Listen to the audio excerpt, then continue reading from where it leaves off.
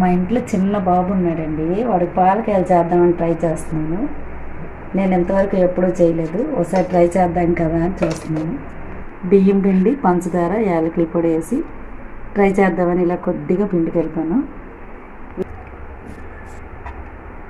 చిన్న చిన్న బాల్స్లా తీసుకొని ఇలా రోల్స్లా చుట్టుకోవాలి. మనకు నచ్చిన సైజులో ఇరిగిపోకుండా చూసుకోవాలి.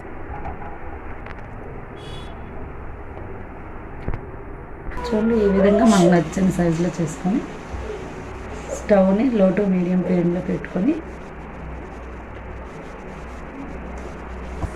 ఈయన కరెక్ట్గా 6 అయ్యాయండి. నేను తీసుకున్న పిండికి 6 పాలకాయలు అయ్యాయి. ఈ పర్ఫెక్ట్గా వస్తే కనుక ఎక్కువగా ట్రై చేద్దామని కొద్దిగా తీసుకొని ట్రై చేస్తున్నాను. ఇదే ఫస్ట్ టైం నేను ట్రై చేయను.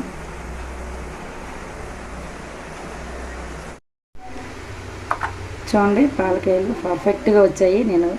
నేనైతే ఫస్ట్ టైం చేయడం, చాలా బాగా వచ్చాయి. లోపల కూడా బాగా చక్కగా వేగాయి. పిల్లలు చాలా ఇష్టంగా తింటారని నాకు అనిపిస్తుంది. మీరు ట్రై చేయండి. నేను ఆఫ్టర్నూన్ సాంబార్ చేశానండి. అది కొద్దిగా ఉండిపోయింది. కొత్త సాంబార్తో ఏం తింటామని పకోడీ వేసుకున్నాం కదని కొద్దిగా బాలామృతం పిండి, కొద్దిగా శనగపిండి, కొద్దిగా రైస్ ఫ్లోర్ తీసుకొని ఈ విధంగా పకోడీలా కలుపుకున్నాను. అంటే ఆయిల్ బాగా వేడెక్కింది. ఇప్పుడు ఇలా చిన్న చిన్నగా పకోడీలో ఆయిల్లో వేసేటప్పుడు జాగ్రత్తగా వేసుకోవాలి. ఆయిల్ మన మీదకి రాకుండా. బయట బండ పైన కొనే పకోడీలాగే ఉంటుంది.